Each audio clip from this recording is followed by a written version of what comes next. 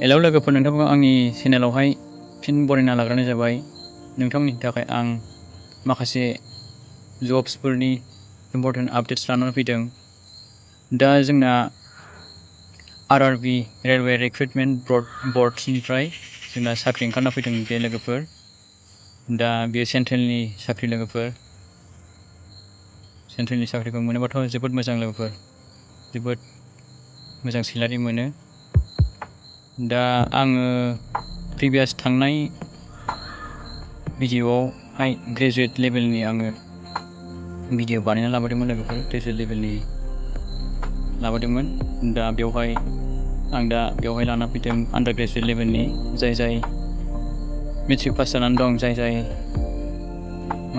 SSLC matric pass, OHS pass, PO pass जानानै दं, आन्डार graduate जाथ'वाखै, बिथांमोननि थाखाय बे भिडिअ'आ जोबोद इम्परटेन्ट जानो थांगासिनो दं। नोंथांमोनहा भिडिअ'खौ स्किप खालामालासे नायलांबाय था, नङाब्ला नोंथांमोनहा भिडिअ'खौ मोजाङै बुजिनाय नङा। बेनिखायनो नोंथांमोनहा भिडिअ'खौ स्किप खालामालासे दानाय। दा बेवहाय जाय नोंथांमोनहा गोसो गुदुं, नोंथांमोनहा मेट्रिकनिफ्राय लानानै आन्डार ग्रेजुवेटसिम जाय एप्लाइ खालामनो गोसो, नोंथांमोनहा एप्लाइ खालामनानै लाबानो जाबाय। डिसक्रिपसन बक्सआवहाय आं लिंकखौ होनानै दोनदों। दा बिनि रेजिस्ट्रेसन माबायाहाय लिंकआहाय माब्ला एक्टिभ जाया, 21 तारिख सेप्तेम्बर 2024आवहाय एक्टिभ जादों। बेयावहाय होनाय दंखाजोबो। दा बिनि एप्लाइ खालामनाय डेटआ माला जोबगोन, 20 तारिख अक्ट'बर मासाव जोबगोन आरो 20 तारिख अक्ट'बर 2024आव जोबगोन। दा आं प्रिभियासनि भिडिअ'आवहाय लाबोखादोंमोन लोगोफोर, बे एखे सेमानो, खालिबोल' बियो प्रिभियासनियाहाय ग्रेजुवेट लेभेलनिमोन जब्सआ, दानिया आन्डार ग्रेजुवेट लेभेलनि जाय मेट्रिक पास, PO पास, बिथांमोनहा नैबे पस्टआवहाय एप्लाइ खालामनानै लानो हागोन आरोखि ना। दा बेवहायबो पस्टआ एखेयानो जोब लोगोफोर। बेवहायबो जेबो गोनो गोथो साननांगौ गैया। बे कमार्शियेल काम ticket clerk, train clerk, account clerk काम टाइपिस्ट, जुनियर क्लार्क काम टाइपिस्ट, बे पस्टआनो जोब, एखेयानो जोब लोगोफोर। बेखौ नायबानो जाबाय नोंथांमोनहा, नायनांदो। दा बेनि माखासे भेकेन्सिफ्रा एसे आलादा रोखोमनि आरोखि ना। ग्रेजुवेट लेभेलना एसे बांसिनमोन, दानियाहाय नैबे आन्डार ग्रेजुवेट लेभेलनिया एसे खमसिन आरोखि ना पस्टआ ओंखारनायाहाय। दा कमार्शियेल काम टिकेट क्लार्कआवहाय जोंना बेसेबां जन भेकेन्सि दं, खयजन भेकेन्सि ओंखारना दं, 2022 जनल' ओंखारना दं आरोखि ना।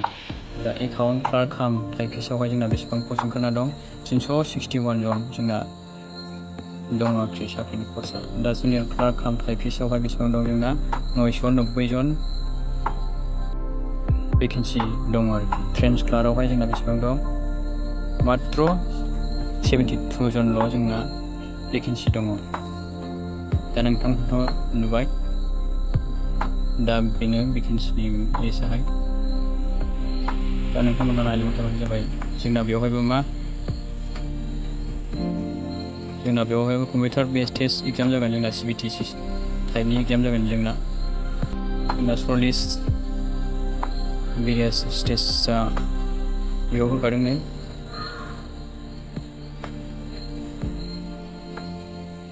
स्टेज 2आवहाय जोंना 1/15 लानाय जागोन, माने 1/15 मा होनजादों, मोनसे पस्टआवहाय 15 जनखौ कल खालामगोन आरो लेंहरगोन। दा स्टेज 2आवहाय जोंना मोनसे पस्टआव 8 जन लानाय जागोन, 1/8 बेनो। बेखौ नोंथांमोनहा नायलांबानो जाबाय।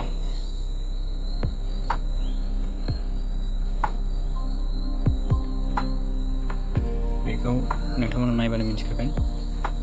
दा नायदो एज लिमिटफोरखौ बेसेबां होदों जोंना। ST फोरना जोंना 18+33 इयार्ससिम जोंना एप्लाइ खालामनो हागोन, आरो 5 इयार्स जोंना अभार एज लिमिट थायो। बेजों माबायोबा जोंना 38 इयार्ससिम जों एप्लाइ खालामनो हागोन आरोखि ना। बेफोरखौ नोंथांमोना नायनानै लादो। एग्जामिनेसन फिसखौ जोंहा बेवहाय जोंना एग्जामिनेसन फिसखौहाय जोंहा एग्जामाव थांनाय लोगो लोगो जोंहा स्टेज 1 एग्जामावनो जोंहा अनलाइन एप्लाइ खालामनायाव बेसेबां फिस होदोंमोन जोंहा बेखौहाय एग्जामिनेसनाव जोंहा रिफान्ड मोनफिनगोन आरोखि ना, बयनोबो रिफान्ड खालामना होगोन।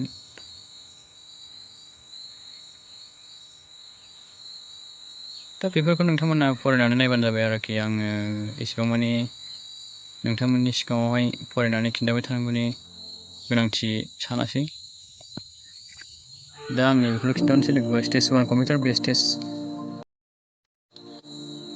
बे जोंना माबा जागोन जोंना एग्जाम डिउरेसन टाइमाहाय जोंना 90 मिनिट्सखामोन। ओमफ्राय जेनेरेल एवारनेसआ जोंहा 40 मार्क्सनि थागोन, मेथामेटिक्सनिफ्राय 30 मार्क्स, जेनेरेल इन्टेलिजेन्स एन्ड रिजनिंनिफ्राय जोंना 30 मार्क्स फैगोन। टटेल नाम्बार अफ कुइसन्सआ जोंना 100 मार्क्सनि जोंना कुइसन्स फैगोन आरोखि। ओमफ्राय स्टेज 2आवहाय जोंना मा रोखोम जागोन, स्टेज 2आवबो जोंना 90 मिनिट्स 1.5 घन्टा मोनगोन टाइमा। जोंना जेनेरेल एवारनेसनिफ्राय 50 मार्क्सनि फैगोन, मेथामेटिक्सआव 35 मार्क्स फैगोन, जेनेरेल इन्टेलिजेन्स एन्ड रिजनिंनिफ्राय 35 मार्क्स फैगोन। टटेल 900 मार्क्सनि जागोन, 120 मार्क्सनि। बे एग्जामिनेसन कुइसन मार्क्सआ जोंना ग्रेजुवेट लेभेलनिजों आन्दार ग्रेजुवेट लेभेलनिजों सेमानो जोब लोगोफोर। नोंथांमोना मोनसेखौ नायबानो बुजिखाजोबगोन, मिथिखाजोबगोन आरो बेफोरखौ नोंथांमोना नायबानो जाबाय। जोंना कमार्सियेल काम टिकेट क्लार्कनिफ्राय जोंना स्टेज 1 स्टेज 2 एग्जामाव पास जाबानो जोंना डाइरेक्ट साख्रि मोनगोन। एकाउन्ट क्लार्क काम टाइपिस्टआवहाय स्टेज 1 स्टेज 2 एग्जामखौ पास खालामखांनायनि उनाव जोंना आरोबाव एक्सट्रा टाइपिं स्किल टेस्ट लाबावनाय जागोन आरो। जुनियर क्लार्क काम टाइपिस्टआवहायबो जोंना स्टेज 1 स्टेज 2 एग्जामाव पास जानानै टाइपिं स्किल टेस्ट लाबावगोन आरो। दा ट्रेन्स क्लार्कआवहाय मा दं जोंना स्टेज 1 स्टेज 2 एग्जामखौ पास जाबानो डाइरेक्ट साख्रि। दा कमार्सियेल काम टिकेट क्लार्क आरो ट्रेन्स क्लार्कआवहाय जोंना स्टेज 1 स्टेज 2 एग्जामखौ पास खालामखांबानो इन्टारभिउ होखांबानो जोंना डाइरेक्ट साख्रि मोनगोन। ना एकाउन्ट्स क्लार्क काम टाइपिस्ट जुनियर क्लार्क काम टाइपिस्टआवहाय जोंना स्टेज 2 स्टेज 1 एग्जामखौ पास खालामखांनायनि उनावबो जोंना टाइपिं टेस्ट जोङो हैबावनांगोन। दा नोंथांमोना एसेबाबो बुजिबाय जानांगौ भिडिअखौ नायनानै। जाय बुजियाखै नोंथांमोनहा डिसक्रिपसनाव आं लिंकखौ होनानै दोनदों। नोंथांमोना लिंकआव थांनानै वेबसाइटआव थांनानै नोंथांमोनहा नैबे माखासे इनफरमेसनफोरखौ नायनानै लाबानो जाबाय लोगोफोर।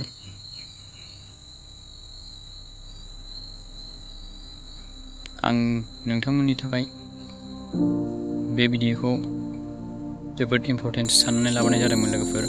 दा नोंथांमोना जाय आंनि चेनेलखौ नायगासिनो दं, जाय नोंथांमोनहा आंनि चेनेलाव गोदान फैदों, नोंथांमोना चेनेलखौ नायनायजों लोगोसे साबस्क्राइब खालामना गालां आरो लोगोफोरनोबो शेयार खालामना होलाय, जाहाथे आं नोंथांमोननि सिगाङाव बेबायदिनो गोदान इम्परटेन्स आपडेट जब्सनि बागै गोदान भिडिअ आपडेट्स होबाय थानो हायो।